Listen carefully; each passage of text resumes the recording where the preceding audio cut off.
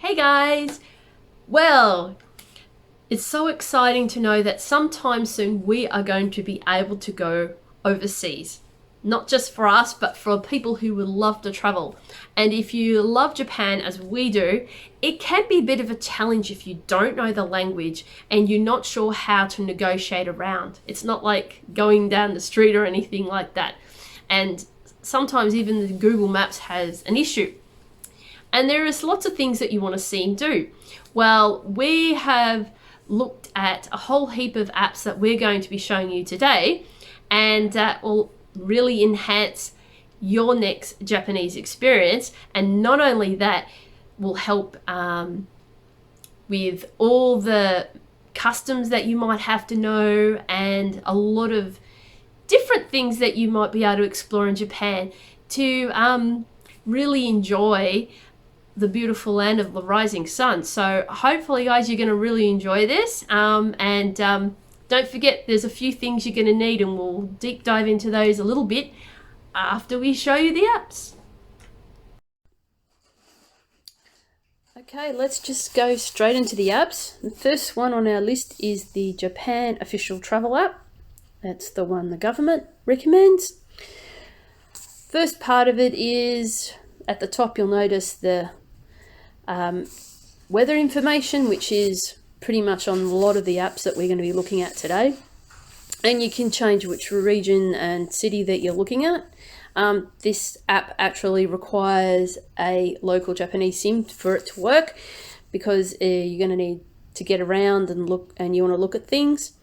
Point of interest is the first part, and you can see here a whole lot of useful areas that you can look at, including the tax-free and emergency shelter down the bottom. Up the top here you have a GPS that'll help you to look at national parks or the local hot springs. So there's some pretty exciting things there, and you can select which area you want to go to. Going into the menu, Discover is a whole heap of articles that you can look at. You can look at different categories or different areas as you choose. And there's some pretty interesting ones in there that I'll be interested to look at a little later on. And you can put them as your favorites at the top too, so that's really good. The next one is your GPS, pretty much speaks for itself.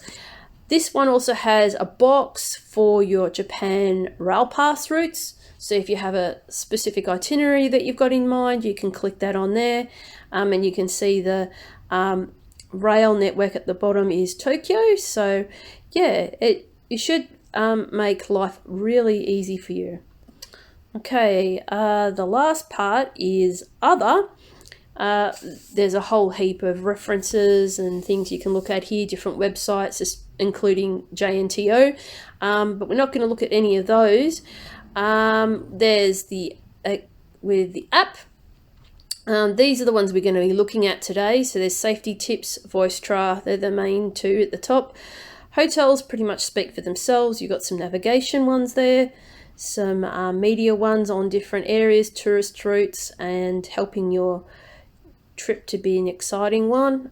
Some cultural information, free Wi-Fi's in different areas, different tourist passes, and some additional information to help you with sightseeing. So we'll go out of that one. Next one on our list is safety tips. This one requires a SIM to work, a local SIM to work, and as you can see there's no warnings because we don't have the SIM. Again, it has the different weather coming up, and some pretty severe weather warnings there. One of the more interesting ones on this list is heat illness. Now in Australia we don't really worry about it too much, but the heat is a big issue for the Japanese, because three months out of the year it does get pretty hot over there. There's some helpful phrases. If you go anywhere around in Japan, you'll find that a lot of things are in English, Korean and Chinese to help those particular tourists coming into the country. And as you can see here, these ones are set strictly to English, because when I started JNTO up and these apps are attached to it, they know I already speak English, so it's taken stress work out of it for me. Then you've got links here. There's a list of embassies, the news report agency at the top, and some other news related items to help you as well. So it's very helpful. The next one on our list is Navitime. This one also requires a local Japanese SIM. Now this is just an overview of Tokyo, for instance. It'll go blue in a minute because it needs a SIM, and it also requires you to put your itinerary in. So here's some offline areas you can go into, and some of the more interesting ones on the list is convenience stores, baggage storage, and restrooms, which you won't find on a lot of different apps. You will find most of the other ones listed here. So if you do need to put your bag somewhere in a hurry and you want to be free of all that and wander around, pretty useful. And then you've got your map and your trip all sorted out at the bottom there. So we'll go out of that app. The next one on our list is Japan Connected Free Wi-Fi. Now this is it searches the free Wi-Fi in Japan where available. Again, you need a Japanese SIM for this. And some of these apps you can get in paid versions as well, but this one doesn't require anything.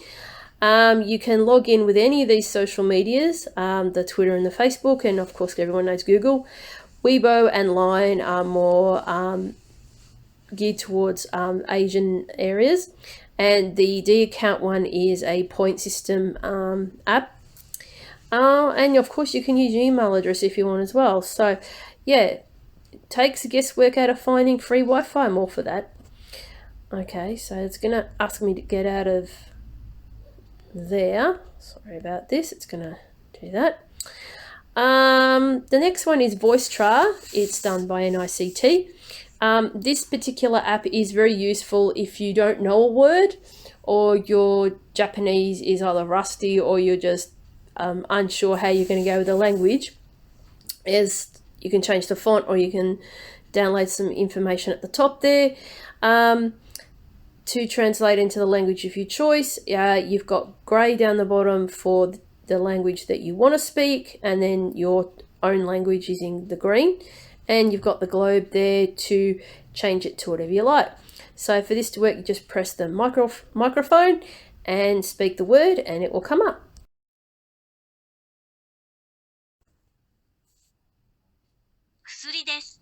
So there you go. So you've got it in the English, in the kanji and Japanese hiragana there, and the explanation of what it is. So yeah, in instances where you really need something to get by, it's definitely something to have in your bag of tricks. Okay, the next one is Kanji Study. Now this one's a really good one if you're wanting to know the kanji. A lot of things are in kanji. Of course kanji is spoken in China and Japan, but this one has the Japanese language attached to it, so you can see how many times I've used it and the level I'm at. So elementary one is newbie beginner, which is in 5, so we'll press on that. You can see there's 8 sets here because there's about 80 different kanji you need to learn for this level. So press that one, study, and then you've got flashcard, quiz you can do, writing challenges. I'd recommend using a stylus for that to show you how to do the kanji writing correctly. So let's go into the flashcard, and there you go, it shows you the stroke order and where you're going to see this particular kanji as well. So yeah, it's a fun one to do. You can get beyond N5, you have to pay $14.99 to use it. So there you go. The next one on our list is HelloTalk. There's just basic profile of me. I speak English and I want to know more Japanese. So it gives me points for what I've done. At the bottom here, you've got the talk, like the current chats that I've got, moments, which is like your posts, and you can learn as well. You can get this one for free, but it's restricted. You only get a few translations of your chosen language. It's not all Japanese. You can learn a whole lot of other languages and connecting with other people from different cultures without leaving your home. So yeah, depending, it's the cost of it's in USD, which is American dollars. So yeah, just be careful if you decide to get the paid version, which I've got.